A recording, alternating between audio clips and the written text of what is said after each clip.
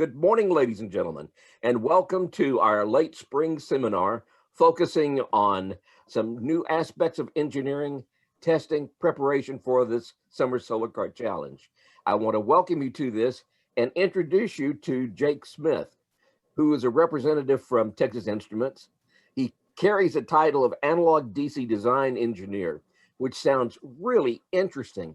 But he's going to tell you about some exciting things that he's done to help bring electricity to electricity-starved Haiti, as well as other things that he does. So can I introduce you to Jake Smith from Texas Instruments? All right. So as Dr. Mark said, my name is Jake Smith, and I'm an analog integrated circuit design engineer for Texas Instruments. That's a really complicated and fancy way of saying I design circuits for a living. It's something I've been passionate about for a very long time. Specifically, I designed the battery chargers in smart watches, smartphones, robotic vacuum cleaners, any kind of smart device that has a battery. It's very likely that TI has a part in there that I've worked on that's charging it. A lot of laptops as well. And so to give you an example, it's when you're working on your printed circuit boards or those green boards for your solar car. The black things on those green boards are integrated circuits, and I designed those. So I'm designing what's called field effect transistors inside of those. Those are devices that are a couple atoms across and are very small, about a fraction of a width of a hair. I work on those each day to bring solutions to the market that allow for better battery charging across the planet. So it's a very fun job. I really enjoy it.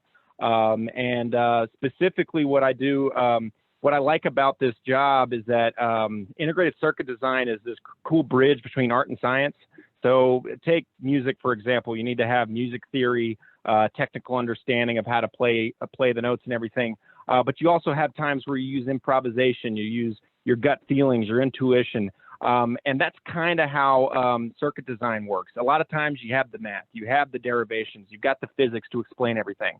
And sometimes you got to use your intuition, your experience, and understanding to make gut calls. And now you got to go and prove that you're right. You can't just say, well, I had a gut decision and now we're going to sell this. No, you need to actually prove that what you're doing is legitimate. But it's got this great bridge of art and science. And so if this sounds interesting to you, I'd highly recommend looking into careers at Texas Instruments, looking into what Texas Instruments does, but also looking into analog circuit design. If you look that up online, you'll have a giant compendium of resources to start diving into. It's a very interesting field. So, but enough about that. What I'm here to talk to you about today is engineering and what my applications are in third world countries. So I wanted to start with what engineering means to me specifically.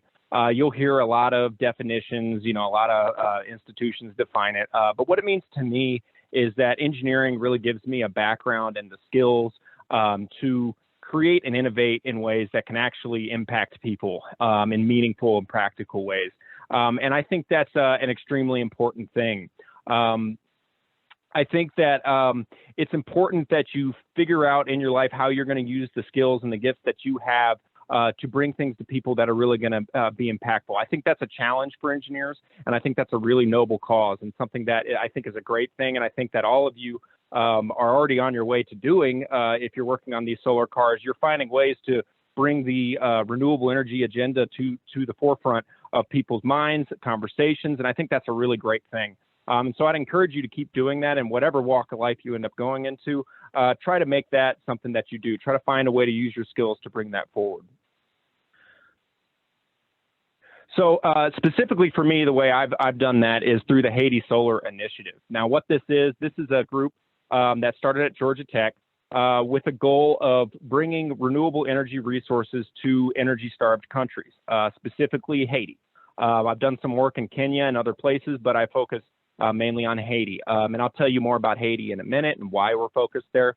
But the idea here is not to just go there, bring them designs and innovations and inventions, and then just leave. I think that really leaves out a key component where it's not just about designing something and bringing it and then kind of dusting your hands off and leaving.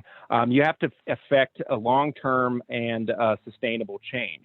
And so the charge of our group is to not just bring these devices down, but allow them to jumpstart Haitian owned and grown businesses from there, so that once we leave, the effect of the work that we've done is now locally motivated to continue. So with this group, I've helped lead the circuit design and lead the group for the better part of the last 4 years, going on 5 years now. And it's been a really interesting way to do that. And so that brings up a whole lot of things where engineering is not just about putting numbers together and circuits together to make cool things. You got to understand the people. You got to understand the people that you're working with, and really try to. It's a lot of social work in tandem with engineering work. And so I'm going to talk a bit more with you today about how that's been realized in Haiti. So I want to start out with what Haiti is. A lot of people think it's in Africa. It's not in Africa. It's actually a 3-hour flight from Hartsfield-Jackson Airport in Atlanta. It's in the Caribbean. It shares the island of Hispaniola with the Dominican Republic. And it's got a population of about 11 million people crammed into a country the size of Massachusetts. Now, those 11 million people are concentrated in 3 main cities. So it's not like they're evenly dispersed about a country the size of Massachusetts. They're highly concentrated in Jacmel, Port-au-Prince, and Cap-Haïtien. So you've got large amounts of people in very small amounts of space. You've got a lot of rural regions, which I've worked in as well, and had a lot of focus there. But there's small villages of about 200, maybe 300 people. The issue there is the electrification rate, or the percentage of people that have access to electricity. And in rural areas, it's less than 15%. So it's a very energy-starved country. And here's the issue, is those 15% of people, they're not getting power all day to power their plasma screens and all their whatever they have, refrigerators. No, it's for a couple light bulbs, and it's, if they're lucky, for 4 hours a day. Maybe 5. A lot of times when I've been there, the power hasn't come on at all. And so that's because of a lot of different reasons. But the main thing is their grid efficiency level is 33%, which means they have 66% losses through their grid infrastructure when they're transmitting the power throughout the country. So to put that into terms, if your solar car is 33% efficient, you're not making it out of the parking lot. You're going to slow down pretty darn quick. So I'm sure y'all have way better efficiencies than that. But the idea is they have a lot of issues with their grid infrastructure, and it causes a lot of problems throughout the country. Why Haiti? A lot of people ask me, why do I go to Haiti? And that's because right now it's declared a level 4 by the U.S. State Department. What that means is it's a safety thing. Haiti's on the same level as North Korea, Afghanistan, Yemen, Somalia, as far as danger goes. I've got to have armed guards with me at all times with a 10-foot wall surrounding me on an armed compound to be safe there. And that's a lot of reason why people turn away from working in this country, because it's pretty dangerous. Now, if you take the proper precautions and you make proper plans, you can make it safer, but it's a very difficult place to work is the point there.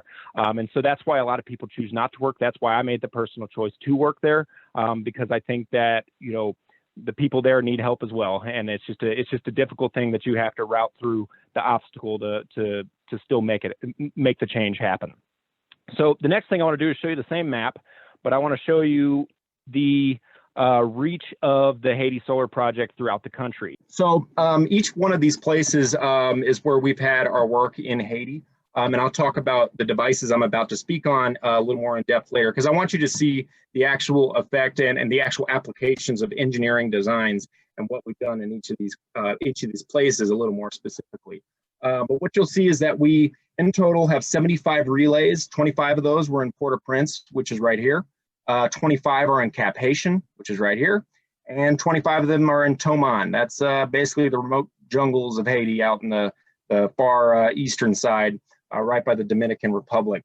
And so the relay is a very small solar-powered device that allows for people to have lighting and have basically phone charging out in the middle of nowhere without much install, without much cost, and it's really easy to put together.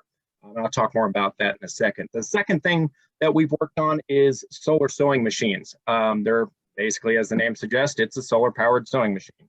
I'll speak more on that in a minute. The last thing, we'll do large-scale installs, schools, churches, medical clinics, all all sorts of things. For instance, one of these in Tomon, let's take the full church PV install. So that was kind of a weird one. We put solar all over this church, right? And we made it so that they didn't have to have the generator for the microphone. The preacher there did not need a microphone, by the way. He was loud enough as it was. But we had it there so that he could use that. But we told them, please do not put up your musical instruments and your whole PA system to it, because we didn't design it for that. We designed it so that you could have your lights on and your microphone. What did they do? They plugged it right in there. And so what happened was, every time the person playing the drum set would hit the bass drum, the lights would flicker. And so everybody came up to me afterwards saying how great it was that we put in a light show that corresponded with the music. And we just kind of smiled and nodded, and we're just like, cool, yeah, that's what we did. That's exactly what we did. And so that was interesting. It's still working, but they still have their light show, and I think that we did that on purpose. So, you can get all sorts of fun things out of doing this kind of work. We also did a computer lab install. Y'all getting a computer lab set up in the remote, far out kind of jungle of Haiti, that was not easy. And there's only one way to do that, and that's with solar. You ain't getting some giant power transmission out there. You're gonna have to use solar. And so we have a computer lab with 25 computers that are teaching kids how to do computer science and software programming. Because that's one of the great ways for developing countries to create very lucrative jobs, because a lot of software jobs are remote, and they are, it doesn't take a lot of overhead to teach programming languages. So that's a really big focus for things out in the rural areas. All right, so I want to talk a little bit more about the Haiti Relay itself. And what it does. The Haiti Relay, think your power charging bank for your phone, just a little charge pack for your phone, one of those portable ones. Make it a lot bigger and slap a solar panel on it. That's what the relay is. The idea here is we want to be able to charge multiple phones at a time and allow them to have multiple lights connected to this at a time. This is it right here. It's super simple. You might say, Jake, that doesn't look all that impressive. And that was the point. And because the idea is what we needed to do here, a lot of people have tried to design this, and not a lot of them have been successful. And there's a couple of reasons why. The main one, people didn't talk to their customer. They didn't talk to the end user. And if I can give you with a takeaway engineering wise, it is always understand your customer. Because if you make the most groundbreaking, wonderful discovery and nobody wants it, who cares? You got to know your customer. And you might say, for my solar car, I don't have a customer. Yes, you do. Somebody's going to be driving it, and they don't want to be stuck in the middle of the Texas Motor Speedway or wherever you're going to be driving it. You have people that are going to be working on it, people that are funding it. You have to know what they want and understand the needs and make sure that you're fitting those needs. And so that's what we did with the relay, right? What we did was we basically understood things like, okay, are they going to want to install their solar panel in a weird way and some fancy way? No, they don't. What did they end up doing? They didn't install it in a fancy way. They threw rocks up on a roof and just kind of plopped it there, and we're done with it. So many people try to come up with this IKEA-based system for installing a solar panel, and they spend all this time and resources. Their build cost goes way up, and they can't sell it for what we sell the relay for at $50, when all they're going to do is throw it up on the roof. Do you want some giant install on your roof? No. Why? Because a lot of these roofs, I've been on a lot of them, they're not very stable. The second thing is, if a hurricane didn't come through this year, it's coming through next year. You don't want a giant sail on your roof, and it's going to just blow right off. So, but they're also worried about theft. So they want to just throw it up in the morning. They get one of their kids to throw it up on the roof in the morning. They take it down at night. Understanding your customer can keep you from wasting a lot of time on research and development in a project that you can focus elsewhere. It also helps keep your build costs down. And so that's kind of one of the takeaways I wanted to give. So the idea here is basically this relay, it's a lunchbox with 2 USB outputs. That's what it is. The other reason that we made it this simple is because most of these people have not seen an electronic device, much less owned one.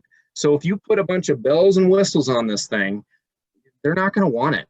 We actually put this out with some of the more fancy schmancy versions of this.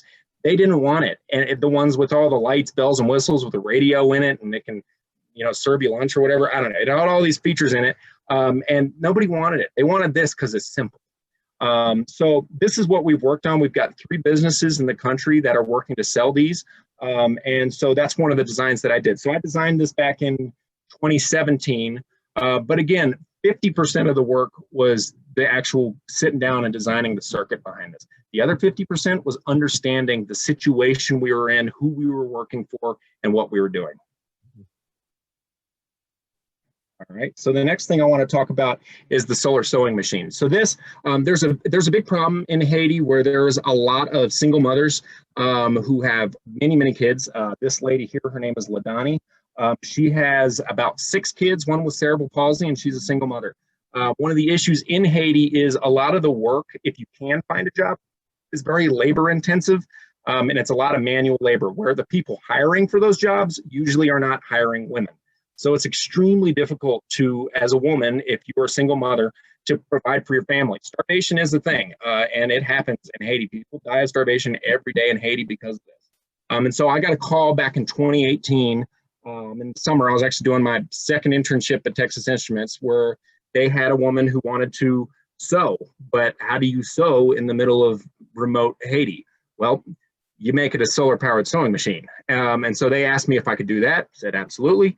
And we put this together and brought it down. And now what I want to tell you here is not the technical facts about this, not this. It's that I would love to explain to you that I came up with some Nobel Prize winning design to make this happen. I didn't, guys. And it's not, and it's not some wild thing. You know what I did? I took a solar panel, I took a charge controller, and I took an inverter, and I hooked that up to a battery and a sewing machine. That's it. And, you know, yes, it takes a lot of years of schooling and to figure out how to make something like the relay. But what I want to really drive home here is that affecting the world with the skills that you already have is not as far off as you think. This was not difficult to do. This is something you've already done on your solar cars. And so the idea that I really wanted to drive home was that if you want to affect the world and affect change with the things that you can come up with, you need to have the passion and the drive to do it. You don't need a master's degree from Georgia Tech. You don't need to work at Texas Instruments. You need mentors and you need people to guide you through it. And it's going to be tough and it's going to take a lot of work, but it's something that you are not as far off as you think. And so I really want to push everyone listening to this to take that to heart and kind of understand, you know, how do I want to affect my community? How do I want to affect change and understand that you can do it? And so what this is doing right now, this solar sewing machine, Ladani has taken this. Ladani is the first lady we gave this to, and she built her business from the ground up. I mean, this thing is making $500 to $1,000 a year, which to y'all may not sound like a lot of money, but in Haiti, she's a rich woman. She is living large. This is her when I met her. This is her when a year later with all of her goods. She's got her hair done. She's got her nails done. She's got all new clothes. All her kids have new clothes. They also have a little more of a belly now because they've been eating well. And so they've been doing really well. She has started selling reusable diapers from T-shirts. So if you've heard that story about how when a Super Bowl team loses, they take the shirts that from the losing team because they've already made shirts for both teams. It's true. I've seen like winners from years. I'm like, they didn't win that year. Oh, it's real. It's actually real. It happens. They ship those shirts to Haiti. So if Haiti has a surplus of anything, it's shirts. So she takes these shirts and makes them into reusable diapers for the community. And she's able to really make a very good sustainable business using the sewing machine. We didn't do anything but bring down a sewing machine and tap it into some solar panels. She brought this up from the ground up. And so this is a really good example of how really simple ideas and simple engineering tools can really affect some big change in a country when you have somebody like Ladani she's a force. I mean, this woman is using that sewing machine. We're going to have to replace it in no time because she's using that thing like 12 hours a day. She's able to bring this up. And if you have the right people and the right ideas, you can really do a lot of good things. So the last thing I wanted to talk about was a large scale installs. I've talked to you about how we did computer labs. This one up here, this was a computer lab. Basically, we're taking solar panels, probably about the size as the ones you're putting on your solar cars, maybe a little bigger. And we're putting a bunch of them together. And we're basically doing the same thing that we did on the sewing machine, just on a lot bigger scale. Now, that comes with a lot of challenges. It's a lot more difficult to do this because now if I touch the wrong thing, I might shock myself to death. You know, there's all sorts of things you got to worry about. You have to be careful with. But the principles, the main concepts behind the relay, the sewing machine, and these big installs are all the same. It's just you make it bigger, you make it smaller. And there's a lot of challenges that come with that. But it's not like you have to go get a master's degree to figure out, how to start affecting your community with engineering skills.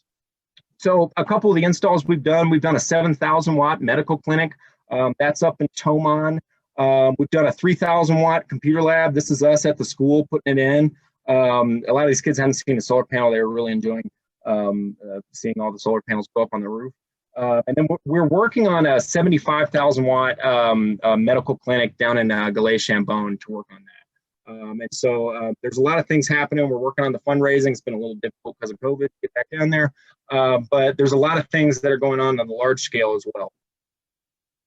So that's a lot of what I had to talk about today. And if you get nothing else, I really want a few key takeaways. I've said it probably a million times already on this conversation, but I'll say it again. Impacting the world and your community is not as far off as you think. You don't need to become some genius or something to figure it out. You have to have passion and you have to have drive because, for example, a lot of the issues that I had wasn't with the circuit design. It was with TSA saying I couldn't get on the plane with a bunch of batteries and having to figure out, I had to go into the law code and figure out the loophole that said like, actually this chemistry can get on a plane and I can bring up to this amount of watt hours on here. And if you tell me no, you're ripping the electricity out of the hands of patients. Guess what? They let me on the plane. So you have to find ways and really push through and figure out all sorts of manner and means to get the job done. And so if you have the drive and passion to do something, if you got that gut feeling and in your stomach, you can push something through and make something happen. And so you just have to decide that you're going to do it. The last thing I want to say is anytime I've come up with a new idea like the relay, there's been 10 million thoughts. For every one thought of confidence with this, there were 10 million thoughts of, I don't know if I can do this. I don't know if I can get on the plane with that. Those I don't know questions, they're there, and that's just a human nature thing. Everybody's got them. What you have to do is say, is this something I really want to do? And if you really want to do it, make it happen. You can do it. And the skills that you don't quite know yet and aren't sure if you can do, they'll come. If you've got the passion and the drive, it'll happen. So I hope that's been interesting to you. I'm going to hand it back over to Dr. Marks, but if anybody who's listening wants my contact information, just contact Dr. Marks. I'm happy for him to give you my email. And I'd be happy to talk to anybody else further. But with that, I'll hand it back to Dr. Marks, and I hope this has been meaningful to you. Jake, what an outstanding presentation. Thanks. I'm ready to pack my bag and go to Haiti with my guards. No, it really is one of the most exciting presentations we've had on here, and I've had several comments about that. So I really thank you, and I appreciate Texas Instruments making this possible. Awesome. Thank you. Our next guests on today's program are the Ben Barber Career Tech Academy Solar Car team, lovingly called the Shine Runners. And Timothy Sherwood is their team advisor. So I invite Tim to take the screen. I'm here with Mr. Alex Higgs. He's one of the other sponsors with the Shine Runners for us this season. He's done this race with us before in the past, and he's returned back to us again this year. So he's logged in as Timothy Sherwood on here too. So we're going to do this presentation together to discuss some of the ways that we prepare in getting our team ready for the solar car racing events. All right, so I'll move on to the first slide. So this is a little bit of a disclaimer. So we decided to do this a little bit differently. It's the way we tend to do things. So we're doing a little bit differently. This is a disclaimer. So we don't claim to be experts or professionals in the solar car race. This challenge, to say the least. So this is just some of the things that we do that kind of help us out a little bit. So different things work for different people. You can take it and tweak it and do what you want with it. But some of the things that we've listed for ways to prepare for the race, we do well. Some of the other things that we've listed, we don't do so well at. So at least they're things that we know we need to build on. We know that we need to work on as a team to develop and make ourselves better. We're aware of them. Sometimes we don't do so well at it. So what we did is we kind of made a top 10 list, the top 10 ways to prepare for the solar car race. And sorry, I'm keep moving stuff around here. So we went through and myself, Mr. Higgs, and Mr. Green were all sponsors for the team. And we sat down and we tried to think of the different things that we thought were that should be on the top 10 list of things that need to get that you need to prepare for. And then we went through and we decided which ones should be at the top of the list. So we went through and ranked them as, number 1 through 10. And we decided that number 1, you can see is student leadership. 2, car being ready. 3 is safety. And we'll talk about this a little bit more as we go, so it's a little bit better understanding of them. Know the rule book, practice scrutineering, driving training practices, trailering, communication, knowing your jobs, and spare parts. So these are all kind of things that some things you think of and you prepare for them, and then other things, there's some things you don't really think about in preparing for it to be ready for the race. Spare parts isn't something that, you think about. You might think your car is real solid, but, you get there and it could be, just somebody else's might not be. So right now, I'm going to turn this over to Mr. Higgs, hopefully, and I'll let him talk about some of these, and then I'll take over again. How are y'all doing? Y'all hear me okay? Alex, good to see you. Good to see you. I took a 2-year sabbatical from teaching, and now I'm back and jumping in. So I'm going to let Tim keep the shared screen going. So if you want to hit the next. All right, so we kind of landed on student leadership being the kind of top item for us. We kind of debated having the car ready and that, and really decided that this team has got to be a team of students that do the work, they lead each other. It's their team. And so they need to be the ones doing the work. They need to be the ones making the decisions. It's not an instructor's project. So we try to stay hands off as much as possible, and kind of lead the students, and we give them knowledge and skills to do what they need to do. But our goal when we get to the event is to let them run it, because that's how they're going to learn best. We want to engage in team building activities ahead of time. That can be even just going to lunch together and just having kind of time outside of the car just to become a team and have that fellowship time to really gain some friendships through that. And then once that happens, then the team kind of flows a lot better. Number 2 was having the car ready. Some years we've done this really well, and other years we've done a terrible job and had it done at the last minute, which I think is most teams. But the best way to do it is get the car done as soon as possible, so there's time to test it, because there's always things you don't think about. There's things that will fail in the last moment, or things you don't think of till you start driving.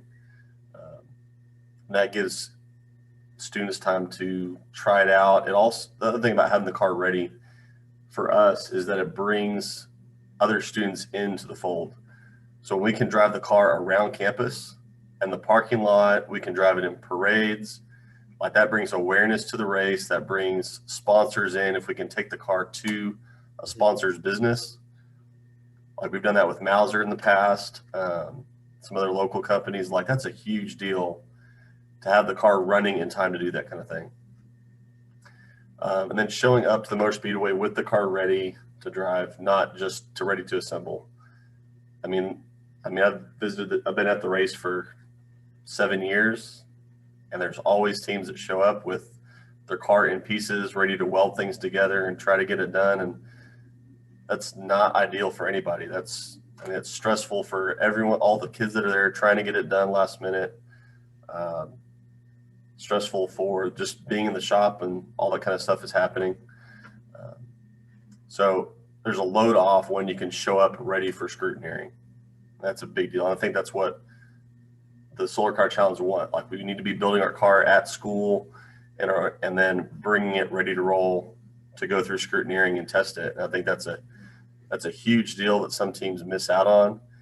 And there's things that you're going to have to fix during scrutineering, but that's what scrutineering is for, to fix the little things. So we just want to make sure that that's a priority when you're getting ready for the race, that you're done before you get there. Number 3, if any of y'all have heard of Mike Rowe, his big thing is safety third. Mike Rowe's a big advocate for traded industry and working with your hands. And so his big thing, we've shared this with our students, is that he says safety third. And the main reason for that is that when you see safety first so much, you see that all these the signage that says safety first, it's the trends are that it leads a little bit to complacency. So his thing was saying safety third just to make you think differently about it, to battle that complacency and to say that your safety is your responsibility. It's not the business's responsibility, but your own safety is your responsibility.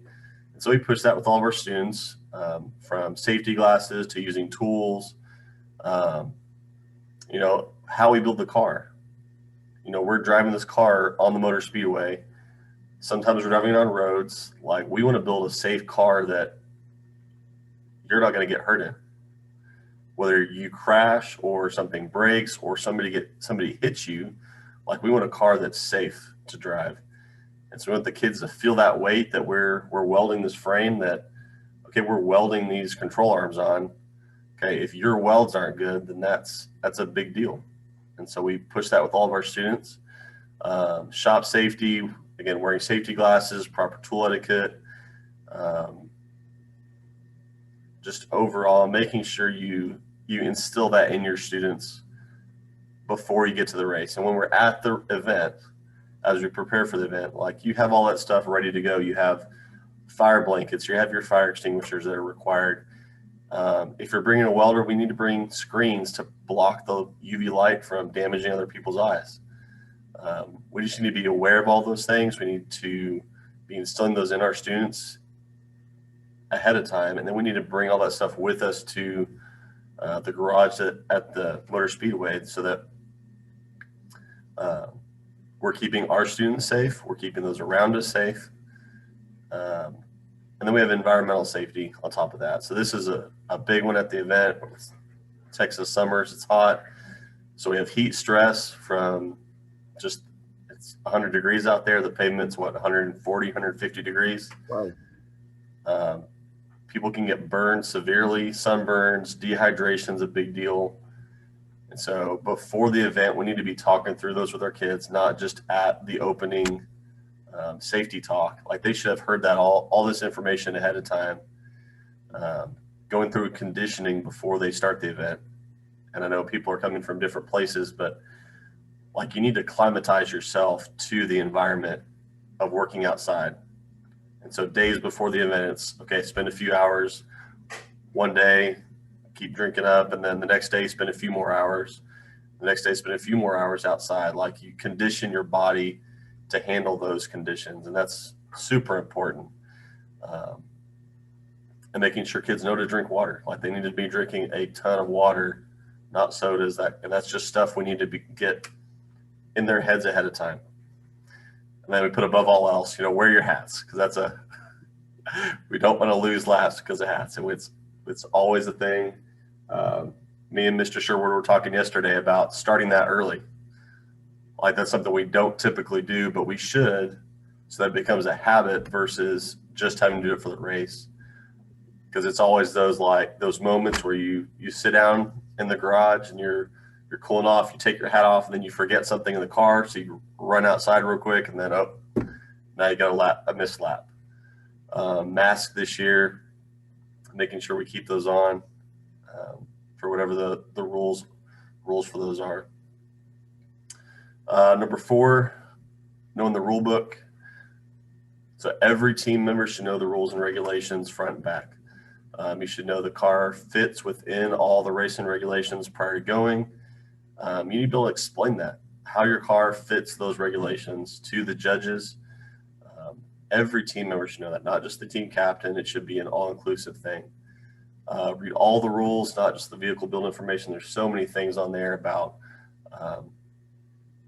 just safety, regulations, how things are supposed to be planned out, the notebooks, the presentations, all those things are, like, you got to have that information ahead of time. And then you should know the rules better than the judges. The judges sometimes are coming in and they haven't been building cars for a year. And so your team should know the rules way better than the judges. You should know that, you should almost have it memorized as far as what all of those things are.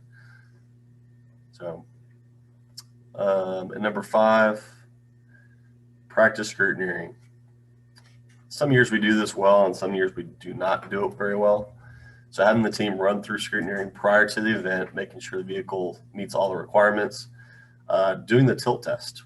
One year we went to tilt the car and realized depending on where we put the jack, we couldn't lift it to the right angle. And if we put it where we could get the right angle, there was nothing to keep the jack from sliding off the bottom of the car because the belly pan was flat. And so things like that you don't think about while you're building it, like you got to make sure you've talked through it. So when you get to scrutineering that you aren't caught off guard with those things. Making sure each team is caught up on the vehicle, being able to explain how you built the car to a judge. So communication, having the students talk through it, because they may know, but communicating that is a whole different ballgame. And then how to talk with a judge if they think something is wrong. So having that conversation that, okay, we don't get angry, we don't get mad. Hey, have a conversation and be able to talk through it. Again, you should know the rules better than the judges, ideally. And if something's wrong, it's wrong. But if something is right, but there's just a miscommunication or some misunderstanding about how you did it, you need to be able to explain it. Don't touch the wall.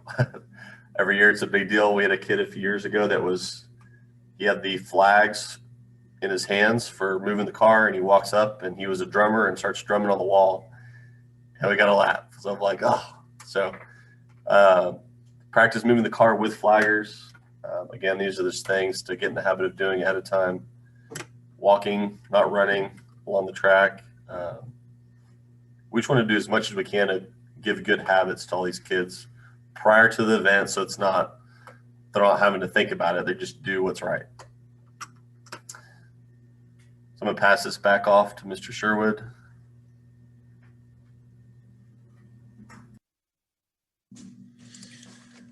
Okay. So number 6 is driving training and practice. It's really important that every driver knows the vehicle. So our best years have been when we had finished the car early and we've been able to test it. We all know last year we didn't do so well. Our car was done that morning, the morning before we left to go to the racetrack. That was the day we didn't have time to test it. We didn't have time to take it out and drive it around the parking lot and see how everything reacts.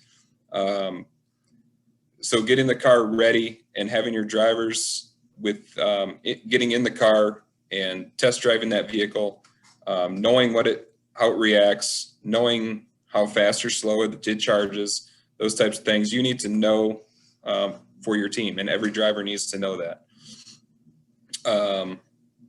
Testing the telemetry, practice logging your data. Those are all things that you need to know how to do, and everybody should be fluent with doing that before you get to the racetrack. Everybody should know their jobs. I may be getting ahead of myself on that one, but practice logging that data so you know what to expect when you get there. Every driver knows how to drive that car. It's not a race car. You should need to remember that there's a huge difference between a solar car and a vehicle with a combustion engine.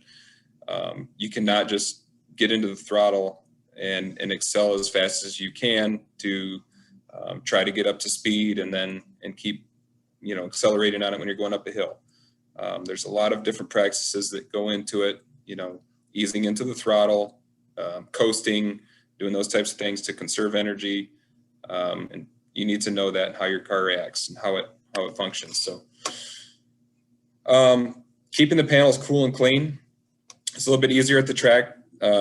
Changing drivers often is usually a good way to help with doing this. When you get a driver in the car, again, it's really hot on the track. So when you get out on the track and it's 150 degrees on that pavement, you need to remember that the drivers need time to get out and cool off. And that's a really good time to cool off your panels too. Panels are more efficient when they're cooler, so keeping those cool and keeping them clean is gonna help with your vehicle a lot, and the kids knowing that, so it's part of their practice, is going to be beneficial. Number 7 is trailering.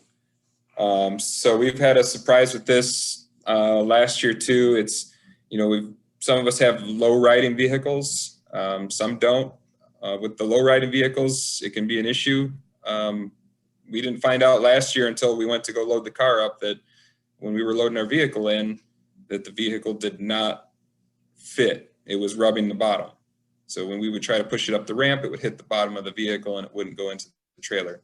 So we had to figure out a way on the fly of how we could get our car into the trailer. With that, you need to know the procedures of trailering a vehicle when a breakdown occurs on the track. So your team needs to know that. Who gets out first? You predetermine those people that are going to be on that trailering team, so that they know what their job is when they get there. They know who's going to get out first, set up the cones and flag, and then relay that information. And then who's going to get out and whose job it is to push the vehicle into the trailer. Making sure everybody knows how to use ratchet straps and chains. Though it may sound pretty straightforward and it may seem real simple for a lot of us that have been using them for a long time, need to remember that a lot of these kids are new to it, and it's not something that you really think about. And we've seen a lot of kids in the past struggle using ratchet strap, and that can slow down how quickly or how slowly it takes you to get your car secured into a trailer for you to get off the track. So make sure that your team is practicing that. And of course, like I said, practice loading and unloading drills with flaggers. Make sure the flaggers know their job. It's not a race. You're moving slowly when you're flagging the vehicle. We're not running. Flaggers shouldn't be running anywhere. Just make sure that everybody is aware of that and they're using those practices and practicing this, because in the year that I did it and that Mr. Higgs has done it, and I'm sure all of you have seen it happen, it's not very often that there's a team that does not have to use this procedure at some point. So don't think that it's something that you're never going to use. It is something that you hope you won't have to do, but in reality, you're going to. Number 8, communication. So pick the right type of communication to practice with. If you're going to use ham radios, if you're going to use whatever type of communication it is, make sure that your team is using those and they're practicing the right etiquette. Who's supposed to be using the radios? Who's communicating? Who's communicating with the driver? What you don't want is a lot of different people using the radio trying to communicate with the driver, and then the driver's getting different information or the driver's not getting any information. So make sure that everybody knows their responsibilities with that and they know how to do it. So if you need the proper licensing, that's something we've run into in the past with using ham radios. We've run into problems where other teams may not have the proper licensing for using those frequencies.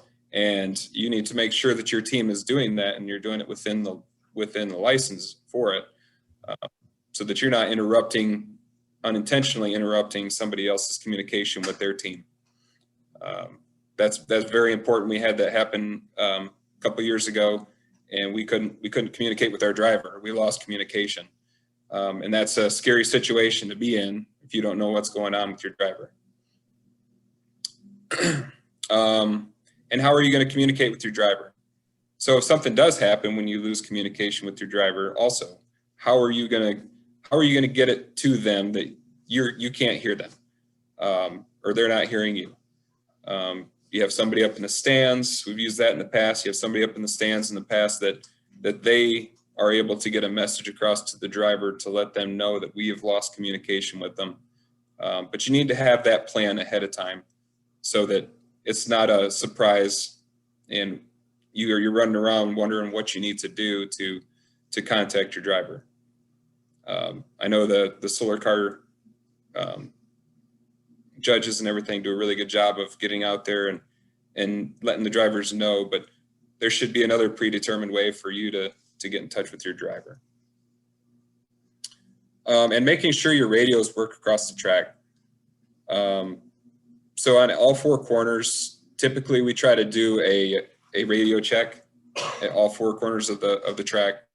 And we're going around just to make sure that everything is still working properly. Even if we don't need to communicate with them, we still try to do a radio check at all four corners, because then we know, okay, if they were hearing them at turn 1, turn 2, we're not hearing them at turn 3, the driver knows, hey, if I didn't make a communication with the team, then maybe I need to pull into the pits and find out what's going on.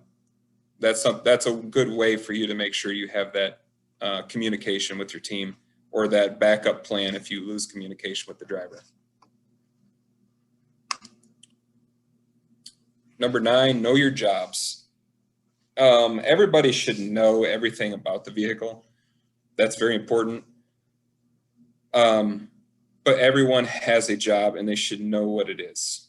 There shouldn't be people standing around wondering what they're supposed to be doing. And when somebody leaves that position, they should know that they're going to fill in for it.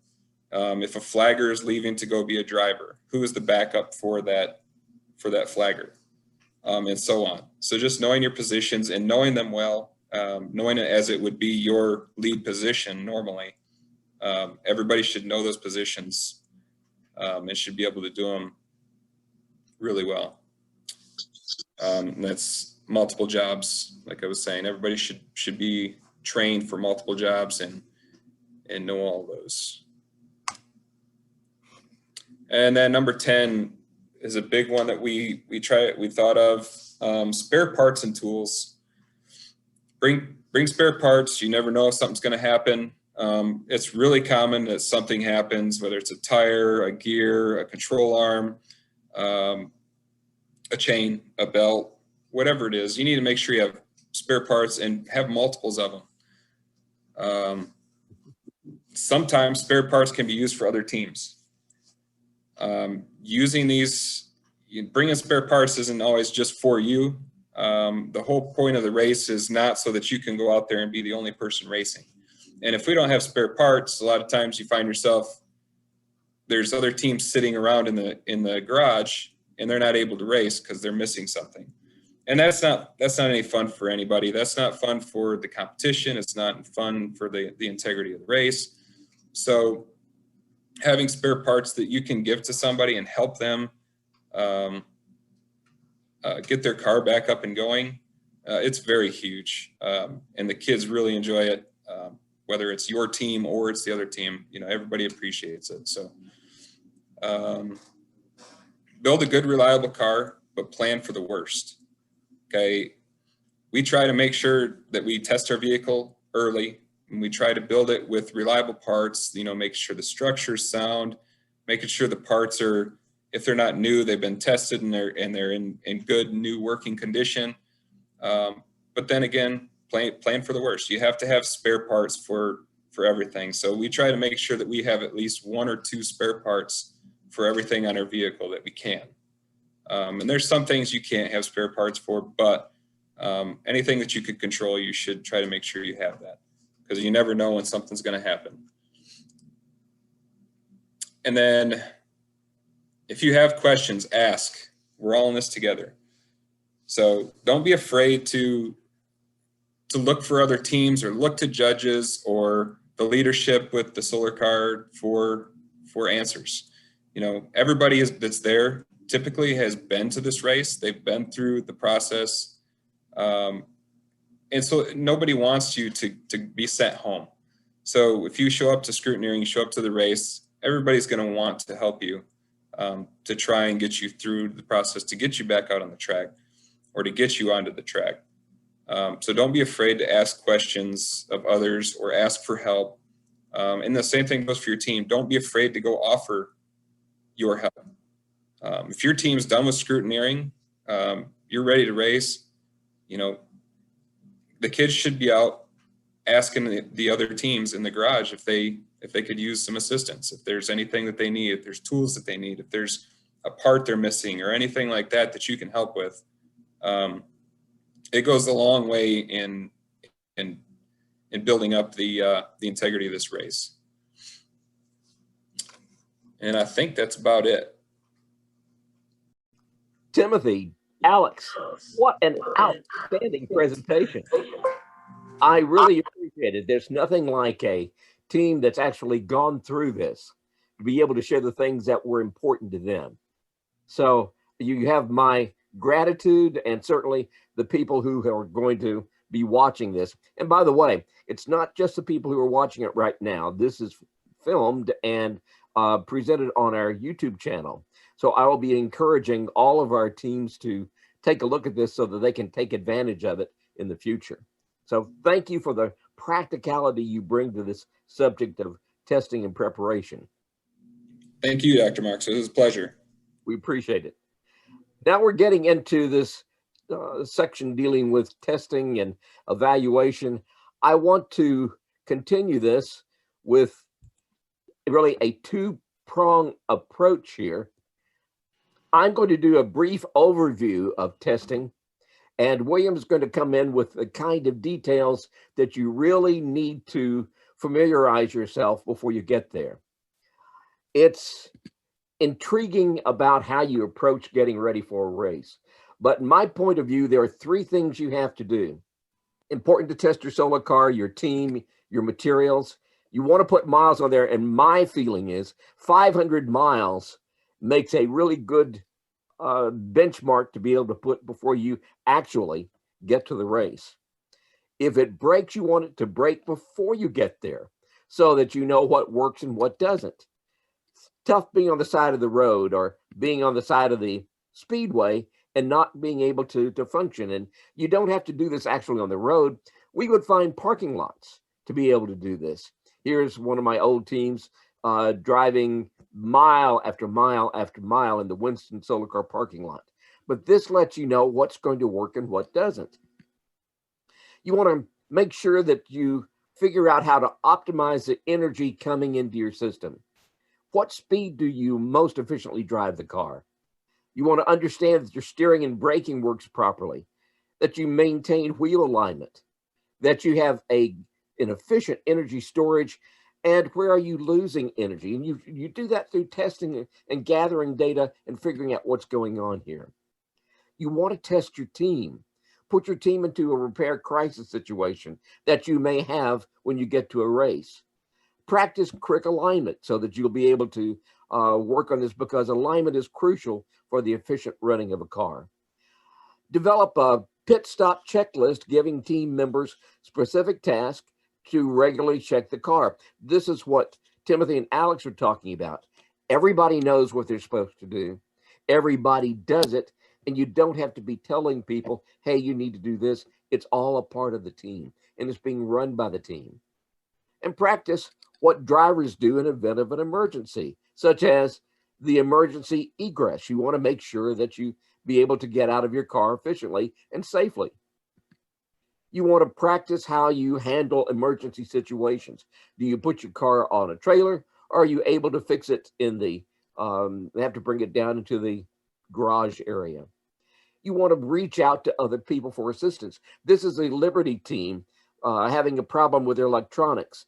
The person in the middle of the screen is a advisor from the famous Houston, Mississippi team who's there helping someone else, another team. And this is what we do.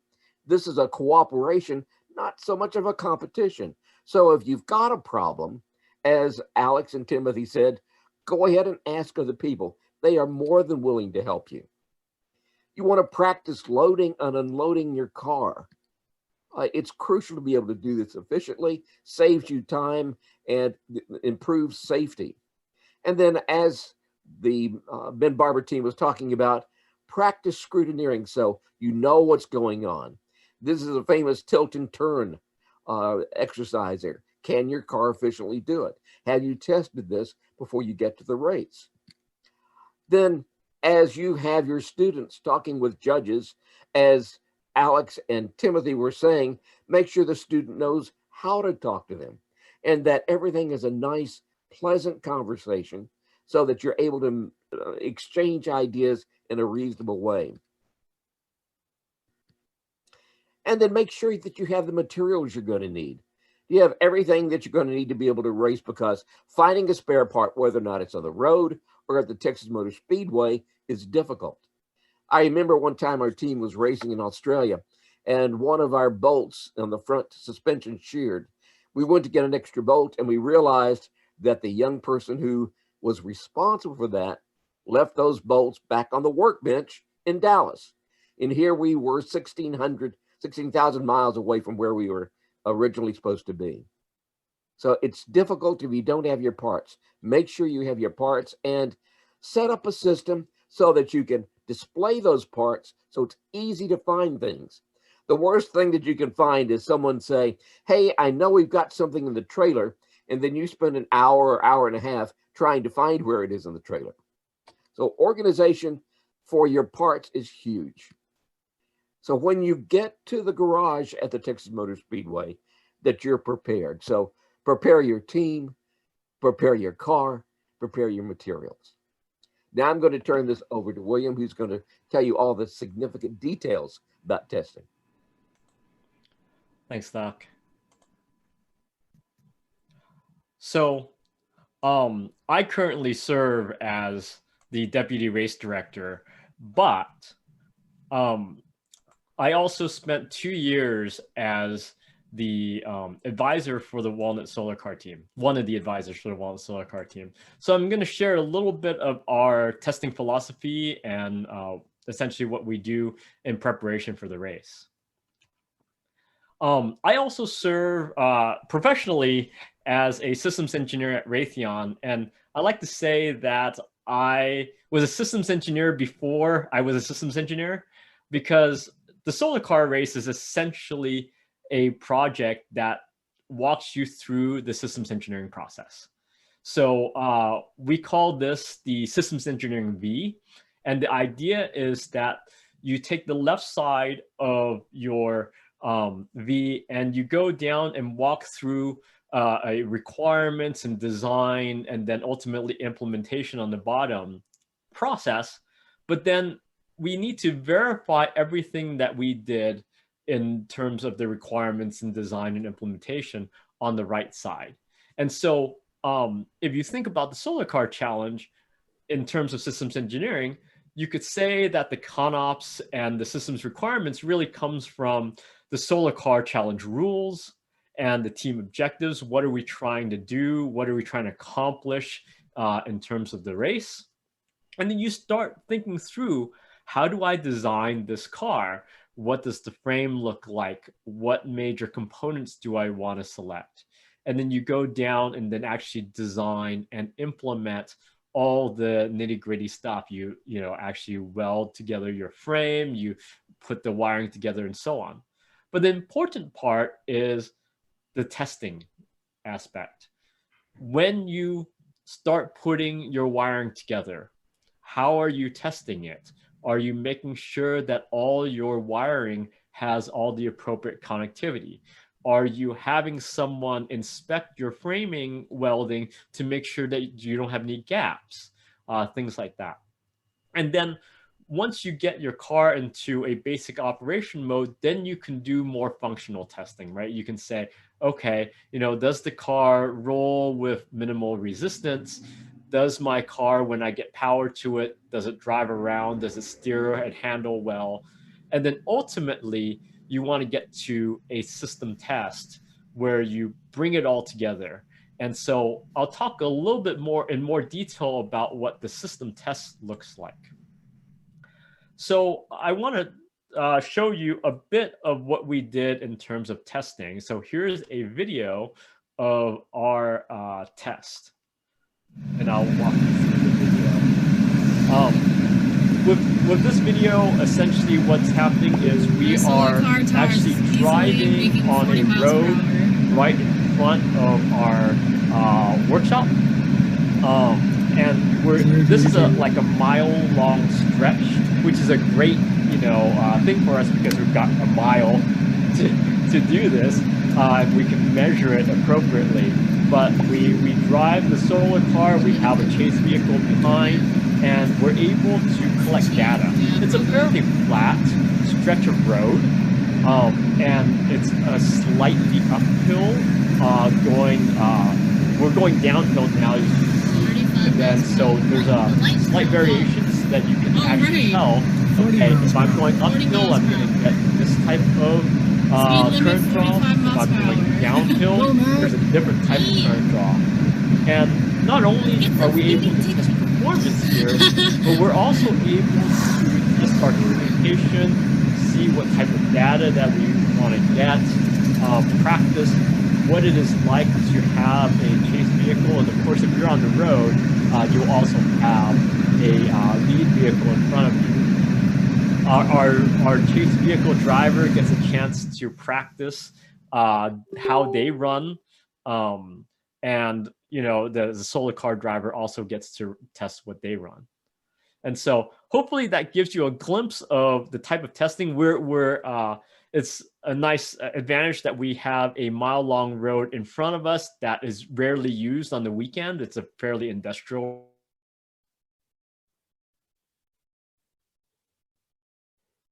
or nice test, unpopulated test area. So some of the things that we do in testing is we need to make sure that our design matches what we want the performance to be. So for example, if we're trying to run our car at the maximum motor efficiency, we would design it and say, okay, we look at our motor diagram, you'll see that this black line is the efficiency of the motor, and when you get up to a particular current and voltage draw, you'll probably be about 4,200 RPM as your optimal RPM for the motor. And you would then determine the cruising speed for that car that you want to run at, just a desire, right? And then through calculation, you can say, okay, what is the optimal gear ratio that you want to implement in the car?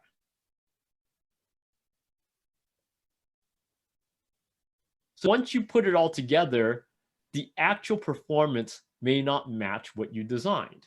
So you actually have to go in and actually test and measure what is the current draw at the various speeds that you're going to run the car, and verify that you're running the optimal gearing ratio. And you may need to redesign and re-implement as needed.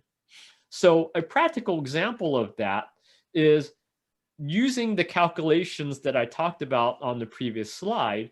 If I want to go, let's say 27.5 miles per hour as my optimal speed, and given my diameter of the drive wheel and all that stuff, I would imagine that the gear ratio should be 1 to 8.25 as the gear ratio. Well, we weren't able to get a gear ratio that high. That requires a really small drive sprocket and a really, really large wheel sprocket. And so we were able to get at least a 5 to 6 3/8 ratio that we can actually implement. And so you would imagine that the best performance should be 6 3/8. Well, when you actually started looking at the data and you performed the test, and we ran on the road that was in front of us at the different speeds and at the different gear ratios, you can start looking at the performance. How much amps am I drawing going uphill and downhill? What's the average of that at the different speeds? And so not only are we able to look at the gear ratio and how great it was, each of the choices, but also, how much current am I expending per mile that we run. And so what's interesting about this data is what was the optimal motor RPM wasn't the optimal motor RPM. So one of the interesting things to note is your data sheets say one thing, but it may not be true, right? In practice, there's a lot of variables involved, and you may not get to where you want. Not only would you have to look at gear ratio issues, but once you get your gear ratio, you want to go and look at what is the optimal speed, right? As we know in running solar cars, the current draw increases exponentially as the speed increases linearly, right? So the faster you go, you're going to expend more and more energy. And so how do you actually test for the best speed? You can design for it and you can sort of work it out, but ultimately testing is the important part. And so what we did, as you saw on the previous chart, we ran the car at different speeds, and we ran that up and down that road in front of us and tested for the current draw at each speed for each gearing ratio. And then we calculated the current draw per mile. And so you can see that in our data collection, and it's important to have some type of telemetry system where you can collect this data.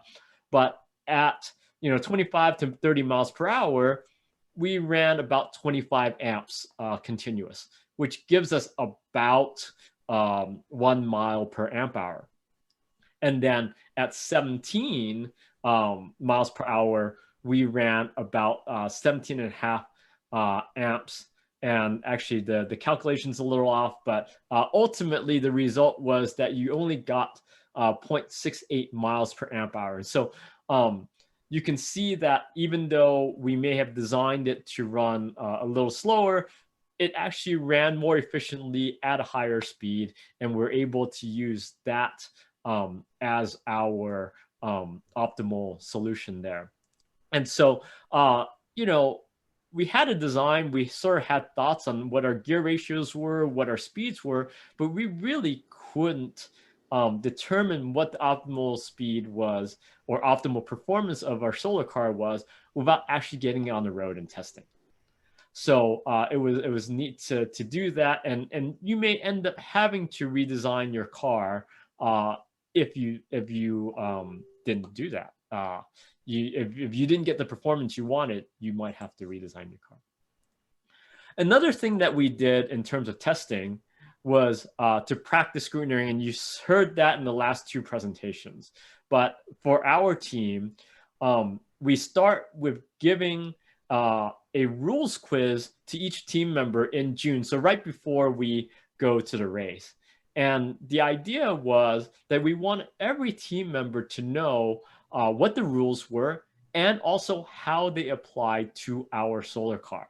And so one of the questions we had was, okay, so what is the minimum dimension of the roll bar, and do we comply, right? Not just necessary to know what the rules are, but you have to understand how it applies to our car. And so we say the outside diameter of the roll bar is 5 millimeters and the wall thickness is 3.2 millimeters, but actually we don't meet those rules in our solar car. And we were able to, beforehand, apply for a waiver for this particular area and show an equivalent strength. We essentially had a thinner outside diameter, but a thicker wall thickness, and we're able to calculate for and show how we had an equivalent strength than what is requested for the solar car challenge. And so we wanted the team members not only to be able to know what the rules are, but to explain how our car meets or does not meet the rules. And so the quiz is not really a pass-fail type of thing, like, oh, if you didn't pass, then you can't go to race.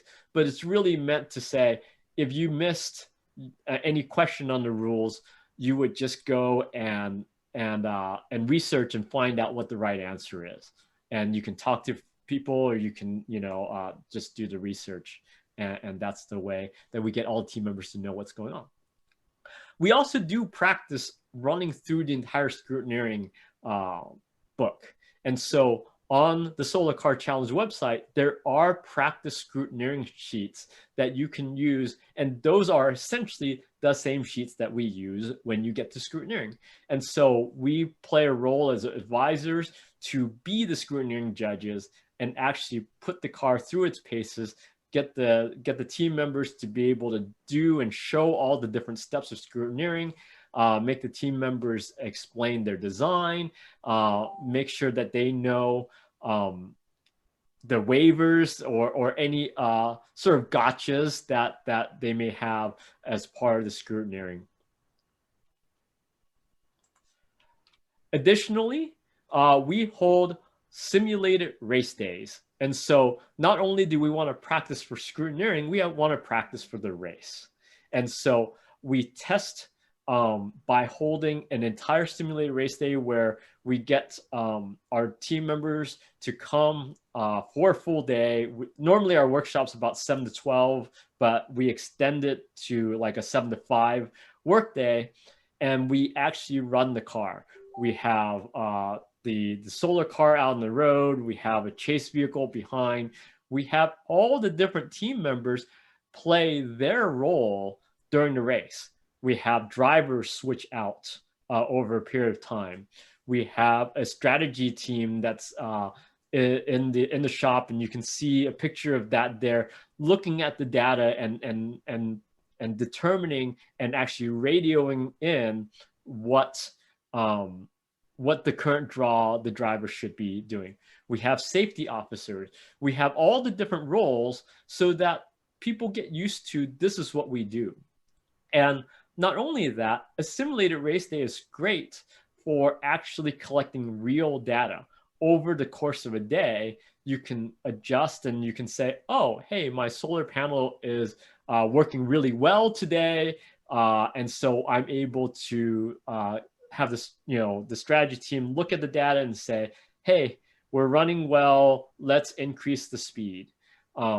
They can also, for the electric solar division where you're doing battery exchanges, you're going to practice that, right? You're going to say every hour, you're going to come in and do your battery exchange or however long the battery lasts, and you can get some good practice in for that. What we found out as part of the simulated race day is you don't need to contrive some sort of crisis. You want to practice dealing with breakdowns and things like that. But, if you're running a full simulated race day, the crisis comes to you and things happen in your race car, right?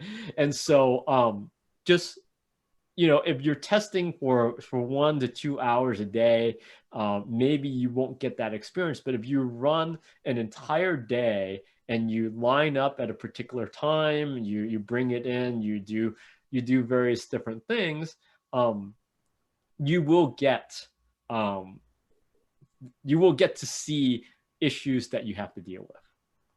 And so what we've done with terms of testing and our benefits is to show that we can get the performance that we need, that we had contrived, right? You start with requirements, you look at the design, you say, I want to design my car this way to perform this particular metric, right? This particular goal.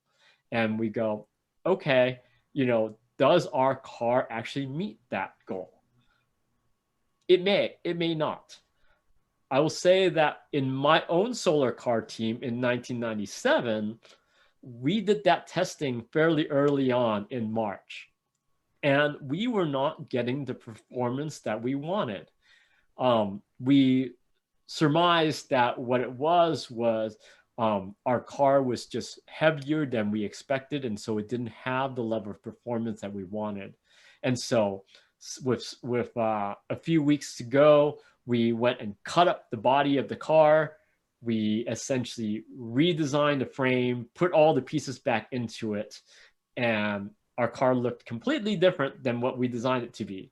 But had we not tested it, we would not been able to determine that our performance was lacking, and then therefore not been able to make this change, and we would have performed very poorly at the race.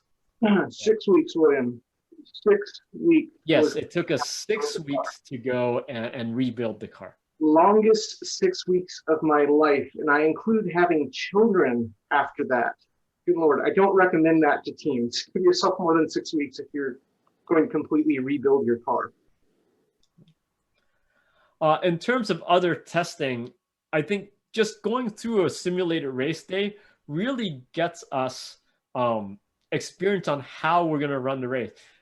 Essentially, we do exactly the same thing we would at the Texas Motor Speed, where we have a station where we have the strategy team that makes all the determinations. They practice how to radio the driver. You have all the driving skills practice. You have even even advisors need some practice in terms of how do I practice using chase vehicles on the road? How do I block for incoming traffic? Things like that. And you're able to practice how you strategize, what are the optimal strategy decisions that you're going to make. And then, of course, by running a simulated race day, you can deal with all the issues that you might see in terms of a day-long racing session. And so certainly testing has been one of the key parts in how the Walnut team was able to be so successful in our race at the Solar Cars Challenge. With that, I'll hand it back. Thank you, William. Now it's time to go back to the importance of wiring, correct wiring in your solar car. And we present this by Jared Dunn and Chris Jones, two of our board members who are going to be talking about the significance of wiring. So we're going to be talking about the importance of good wiring in your solar car. I'm Jared Dunn. I'm one of the Solar Car Challenge board members, mechanical engineer and systems engineer by trade, with about 20 years of electric vehicle experience at this point.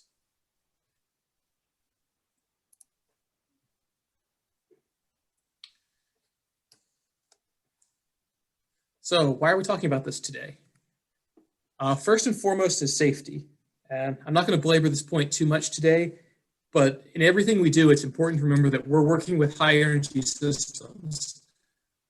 In the best case scenario, if you screw this up, you're going to destroy something expensive. In the worst case, you're going to seriously injure or kill someone. So it's always important to treat these systems that we're working with respect and to be careful with them. Second is reliability. We want to work on reliable cars. The car that wins is not necessarily the best or the fastest or the most expensive, but it's the car that goes out and achieves mile after mile of consistent results. And finally, troubleshooting. The reality of what we do is that cars are not going to work as we want them to all the time. When things don't go right, we want to be able to quickly identify what the problem is and repair it.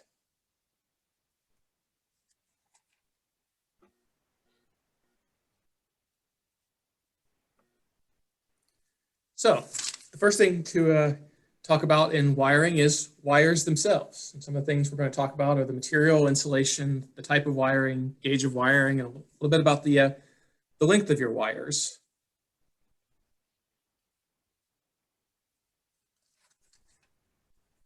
So the material. So electrical wire comes in infinite variety of materials. You can get everything from steel to gold makes electrical wiring. However, there are really only two practical choices that are available at your average electrical supply store or big box store, and that's aluminum and copper. Aluminum is about a quarter of the price of copper. However, it's really not a great choice for solar vehicles. It's very rare that I'll say that I think there's something that's a wrong choice, but aluminum tends to be has a higher internal resistance. It also doesn't like to bend, and if it flexes, it has a tendency to crack. And as a result, it's really not a great choice for solar vehicles. So that basically leaves us with copper, which is a fairly standard material that we can find at any Home Depot, Lowe's, electrical supply store, everything else. And it's probably the choice that most people are going to make.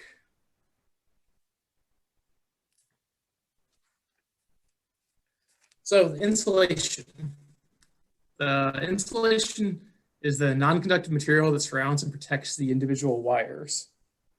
There are literally thousands of types of electrical wire insulation out there, ranging from enamel, which is paint, to rubber, to polytetrafluoroethylene, to silicone.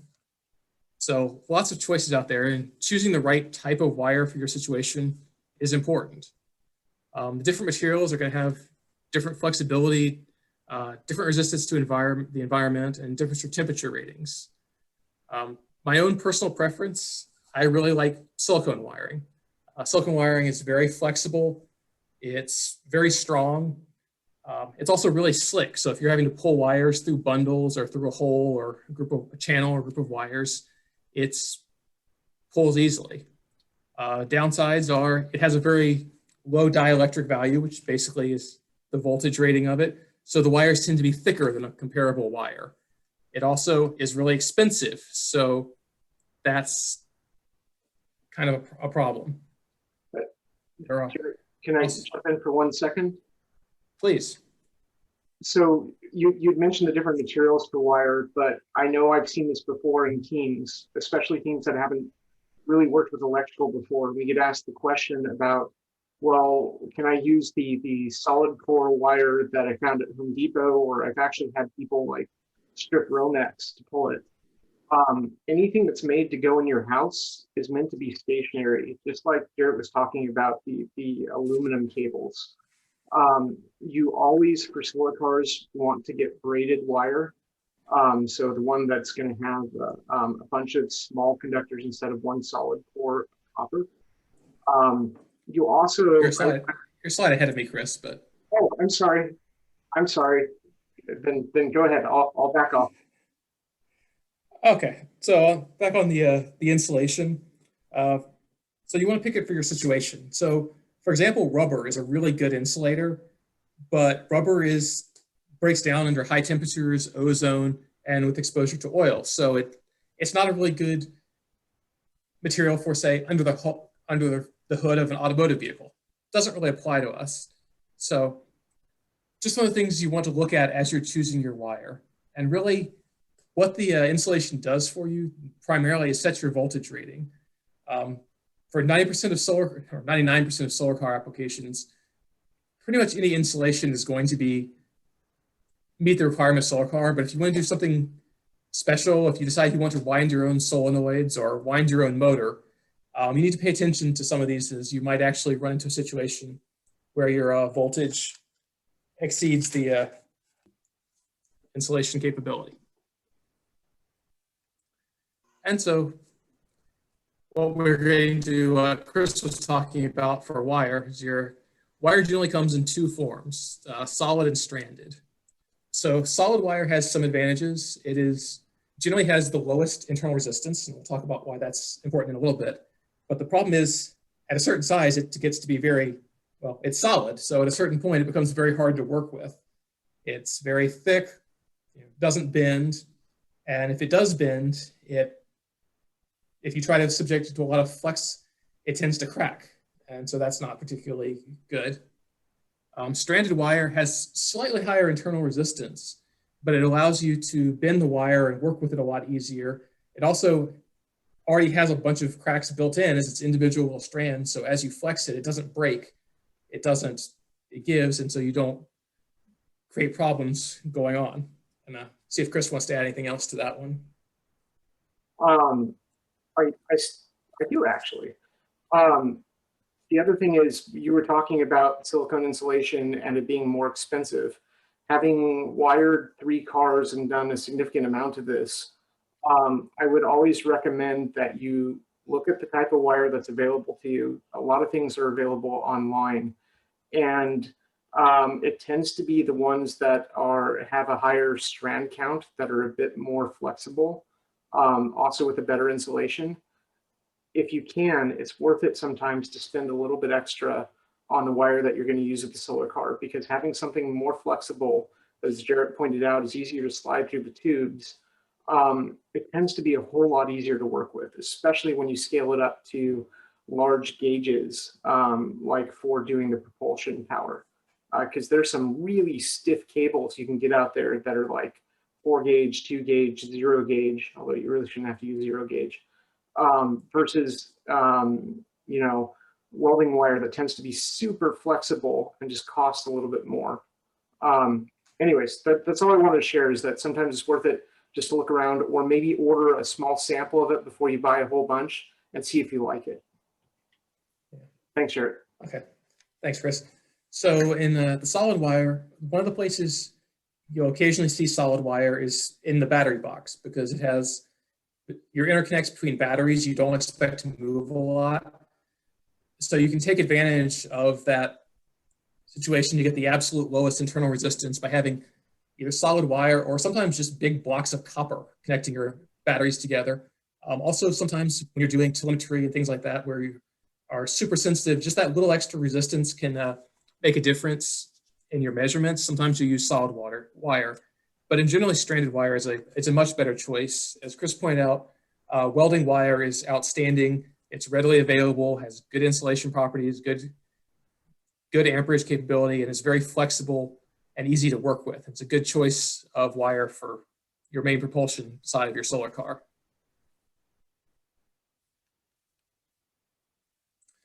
Okay, and the last topic of when dealing with wire is the actual size of the wire itself, the cross section of the wire.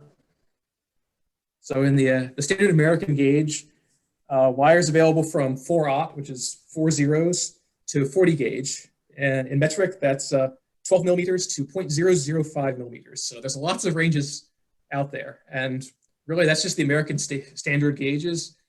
You can get wire up to multiple inches across in diameter, but we're not building undersea cables, and we're not dealing in thousands upon thousands of amps, so that really doesn't apply to us very much. But the size of the wire is probably the most important factor in the current rating of your wire. And so why is that? So it all comes down to heat loss. The heat generated is proportional to the current that's in the wire and the resistance of the wire. And we've talked about the resistance of the wire a little bit previously. It goes back to the material and whether your wire is stranded or solid, but those are generally fixed, and the difference between stranded and solid wire is very small. So really the primary driver in the resistance of your wire is its cross-section. Just like a pipe you're probably more familiar with, pushing water through a pipe, it's easier to push it through a large pipe than a small pipe. Same thing with electrons and electricity. The smaller the pipe is, the harder it is to push it, and the more heat you generate with it. So it comes down to that energy you're generating. And so most of the time, we don't actually bother to do the math when we're trying to figure out if the wire is acceptable. We go to a wiring chart, sort of like this one. This one is from a Maritime Institute. It's one that we tend to default to. It's a little bit conservative in its numbers, and if you have a different chart that you want to use, we'll probably accept it so long as you can justify it. And one of the key caveats is they need to be rated for DC current, because AC current has up and down, and you have points where there's no current flowing, so that they're slightly higher rating per wire than the DC ones. But so this is a DC one, it's really meant for boat wiring, but it works very well for us. And as you can see on the chart, you start out at the low on the left-hand side with 5 amps. You can start with a 16 gauge wire, which is a fairly small wire. And as you move up to 200 amps, you end up with a 2/0 wire, which is a very large wire. And these go back to the regulations and whether we decide if your wire is safe to use. If you go down to the point where you're exceeding the current ratings, the risks are that you get so hot that you melt the insulation and create a shock hazard, or melt the wire itself or the connectors, or start a fire with other materials that your wire is running through. That's what we're trying to avoid. On this chart, you'll notice also on the left-hand side, it goes down that the recommendation for the wire changes with the length of the wire. So this is more for your use than a safety issue. That heat that you're generating in the wire is a loss of power. So you want to make sure at the end of that wire, you have enough power to do whatever you want to do, whether it's spin the motor, turn on your lights, whatever. So the longer the wire is, in order to minimize the losses, you might want to use a bigger wire. Conversely, this might make you want to think that, I don't want to lose all that energy. Solar car racing is, after all, about efficiency. So this might drive you to think that I want to minimize the amount of wire runs that I have to be as short as possible.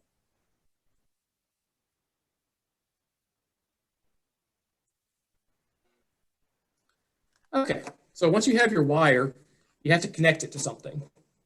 And so one of the discussions are soldering wire versus crimping wire. And if you're in automotive circles, or this is a hotly debated topic, what's better, whether soldering or crimping. And honestly, they both work. However, there are drawbacks and risks to both of them. For soldering, it's very important to do a good job of it. Soldering tends to make your wire brittle. If solder gets sucked up the wire, it makes a brittle joint, and you run the risk of breaking it. Crimping, if you don't make it good, it's a mechanical joint, so it has to be mechanically crimped. So ideally, if you take a crimped connector and you saw it in half, it looks like a solid wire. There should be no gaps in it. So if you see our this red-handled crimper in the middle of the screen here, I don't know if my mouse is showing or not. This is not a crimper. Despite what AutoZone and Walmart will tell you, this does a horrible job crimping. These tend to create high resistance crimps, which will create problems for you, both in a loss of efficiency, also a risk of your things not working as you expect, or crimps falling off, connectors falling off, which is very bad.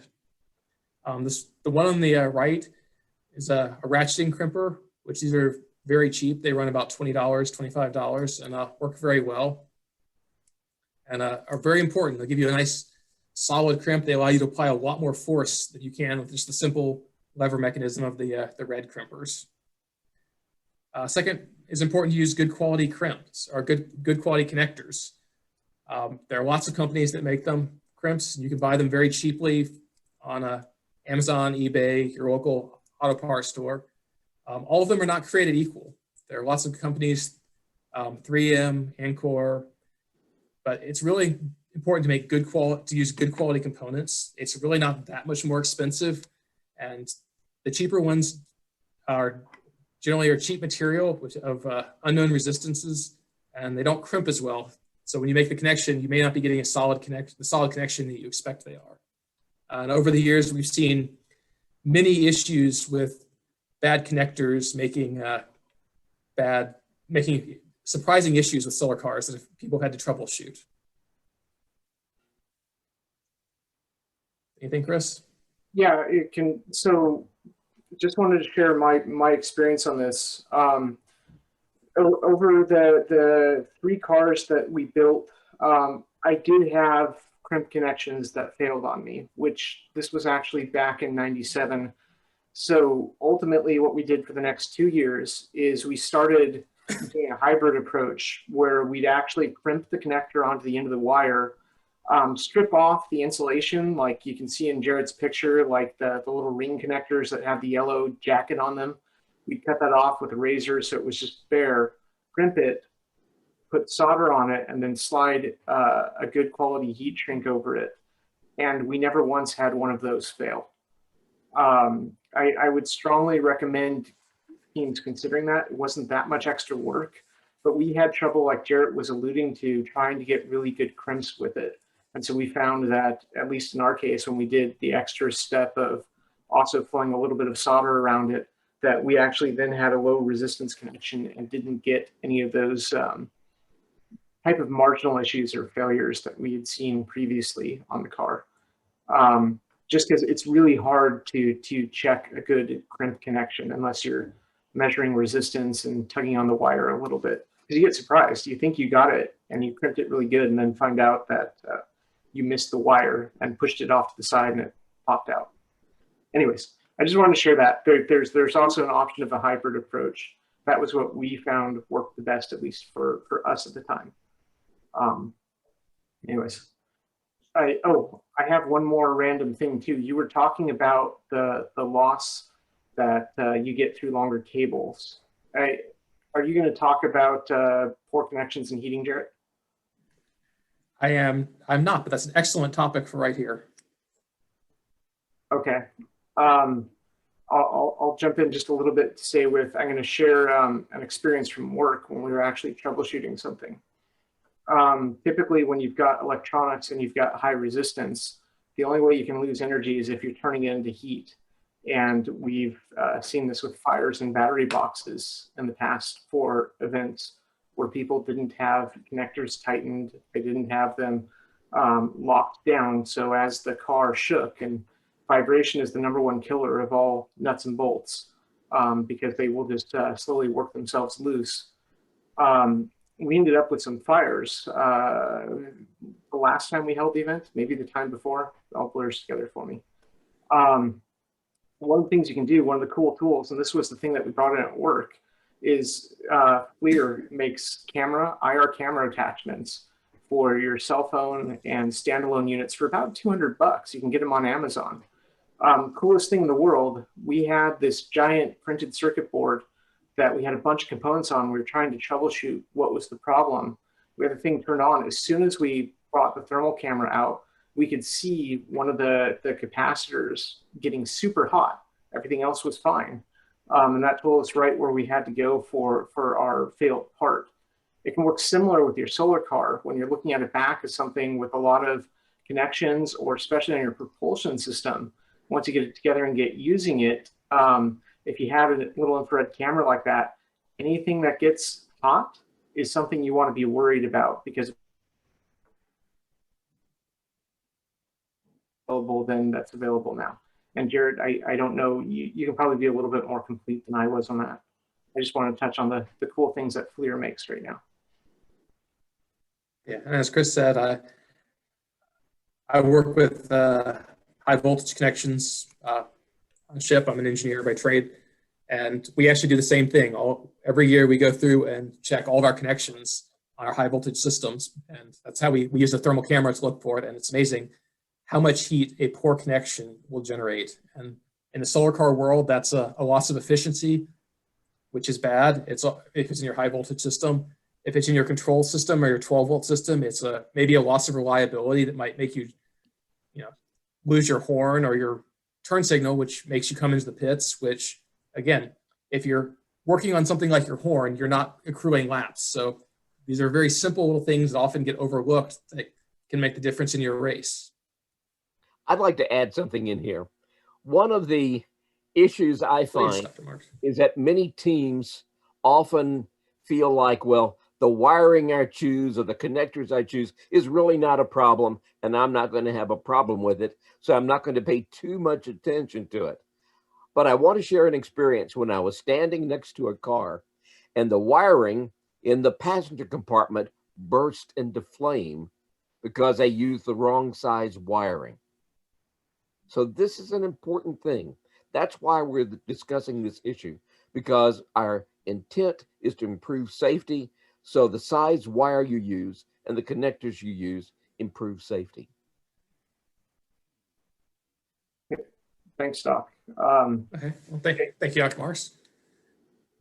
Yeah, I just want to emphasize that a little bit more. I touched on it, but if your wire is too small, as Jarrett had talked about, it basically becomes a heater, like out of your toaster. You put too much current through it, the first thing you do is burn up your insulation.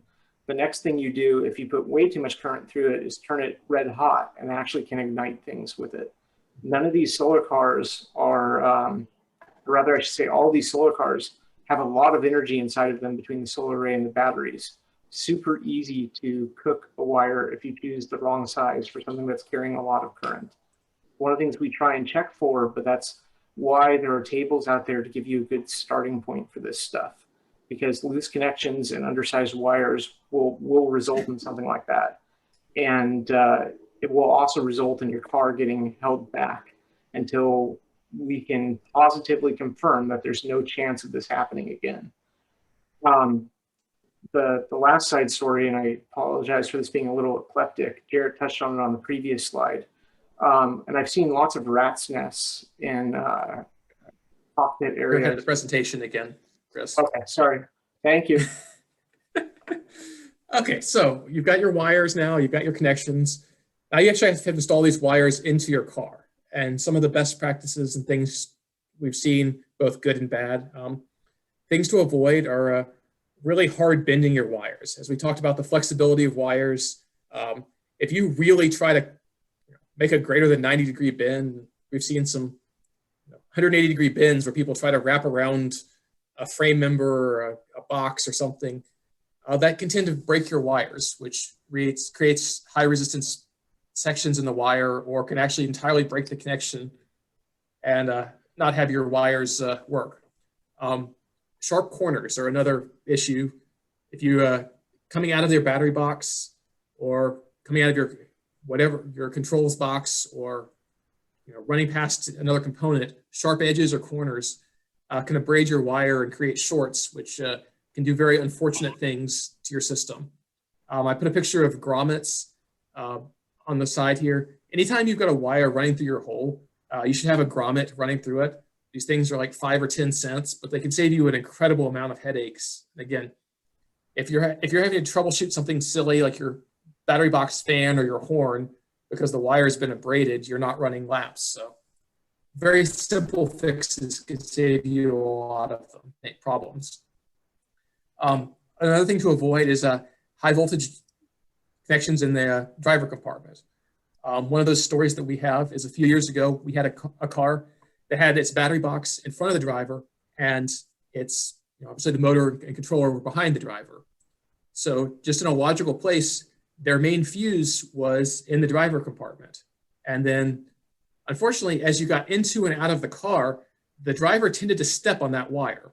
And as they stepped on it, it eventually pulled that wire out of the connector into the main fuse, which very nearly created a very dangerous situation that could have ended badly. Thankfully, it was caught early and safely, but there's really, especially if we've changed the rules recently, there's really no reason to run high voltage connections through your driver compartment and expose your driver to that additional risk.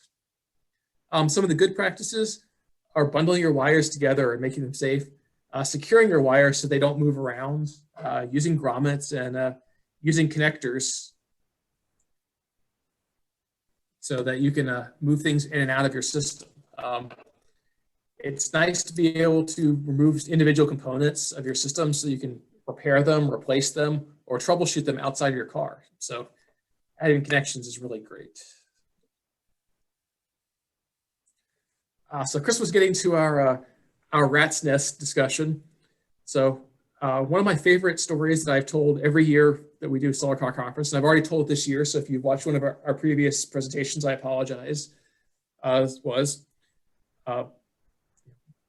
it's not the Solar Car staff's place to troubleshoot your car, but we're also not going to let you suffer. So if you're having problems that you can't solve, we have a lot of experience, and if you come to us and ask for help, we will find someone who has the experience to walk you through and help troubleshoot your car.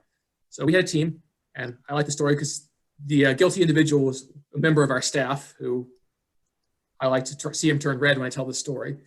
Their solar car wasn't charging. So we started troubleshooting it. We started with the solar array. It was making power. Went to the power trackers. There was power coming out of the power trackers. Went to the switch. The switch was working. Went to the fuse. The fuse was working. But then we were digging around in the rat's nest of wiring. Was his car, and it looks sort of like the box I've got on the screen now. Lo and behold, we pulled out the wire coming from the fuse that should have gone into batteries, and it wasn't connected to anything. Well, that explains why the batteries were not charging, because they weren't connected. So if your wiring is a mess, it's very hard to see things. It's very hard to find problems. It's very hard to troubleshoot and find problems. And we'll contrast the image on the left, the image on the right, where all the components are readily available. Everything's visible. The wires are nicely grouped. You can find all your problems. One thing I will say about the wiring on the left over the right is my only critique of the wiring on the right is none of those wires appear to be labeled. So you might have a hard time finding your wires. Chris, we'll see what you have to say with this. Yeah, I'll share my painful story back in 1997, before any of the racers were ever born. Um, when we were the night before scrutineering, we had our brake lights stop working on our car. And I remember, because we had the same size same color wire going for every single connection. We had a nice wiring diagram, but we didn't do the greatest job of labeling. It took like 9 or 10 hours to actually wire or track down the problem for a simple brake light issue. Versus if we had things maybe color coded, laid out a little bit better, rather than digging through our own rat's nest that year to troubleshoot it. So we almost missed the start of scrutineering for just a brake light issue. So that was just one of the painful memories that came to mind. Forces to do things better the next couple of years. Yeah, and some of the best practices that we've identified in wire comes in a plethora of colors, and it's all cheap. Use different color wires for your different systems. Make sure your high voltage system is different from your 12-volt system, different from your telemetry wiring, and even the different subsections of your car. You can identify your turn signals from your horn lights, from your fan lights. You can pick a color for each one of those. If you look at the wiring harness in your car, you'll find that there is a red wire with a purple stripe, a red wire with a blue stripe, a green stripe, and these are really invaluable when you go to troubleshoot your car to try to find out what you're dealing with, where it's going, and so you can track the wires that you want as you're trying to find problems. Labeling your wires. Again, crucial to label your wires so that you know what's what. We've had more than one team go to try to fix something, unhook a couple of wires, and then have no idea where they were supposed to rehook those wires back. And this becomes even worse when you have 15 black wires that are all need to go into a connector or into a terminal strip or something, knowing where they go. There are a bunch of different methods you can use to label your wires. I personally like a little P-Touch labeler, print out the name, but you can also just label them with numbers. It's also important to label your wires at the beginning, somewhere in the middle and at the end, so that you can, as you're digging through, that you can find your wires and know what each wire you're going to. And if, for example, you see a wire that's chafing, that you know what that wire is and can quickly identify what system is and what needs to be replaced. Good wiring diagrams.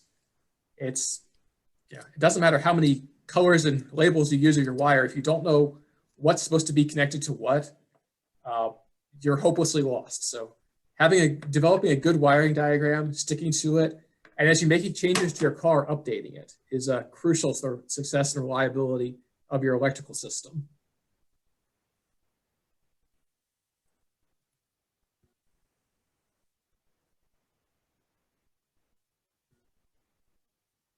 And my computer is going incredibly slowly right now as it transitions out. I would teach you to use transitions, Jarrett. And the final, yeah, certainly this is not a problem. I'm not entirely sure what's happening. I think my computer is crashing. But anyway, the final one is to use connectors. There are a lot of different connectors available out there. I don't know where the rest of my connectors are. So we've got some Molex connectors, MetriPack, and Zeus connectors. I'll mention this earlier, but what connectors allow you to do is to quickly remove systems from your components. If you need to change a brake light, instead of having to cut the wires, solder new ones in, you can just unplug them and plug a new one in. Perhaps you have a dashboard or something that you want to troubleshoot. You can take it out of the car, or if you need access to something that's behind your electrical panel, instead of having to fold it over or work around it, you just unplug it and take it with you. It really does open up a plethora of options for you. And these connections they're cheap, they're readily available. Well, some of them are cheap. Some of them can get very expensive if you have a 24-pin connector, but they really do help you isolate systems in your component and can be very helpful in the repair of your car. And with that is all I have for this presentation. William or Chris, any final comments? I think you did a really good job covering it. I would point out that there's two areas that lead to good troubleshooting on this. One is having a well-documented schematic. The second one is making it so that even if you have a schematic, you don't have to spend a ton of time digging through wires. Because like I started to say, some of the teams I see rat's nests in cockpits where, you know, wires bundled or dangling by feet and things like that. And it's just completely random.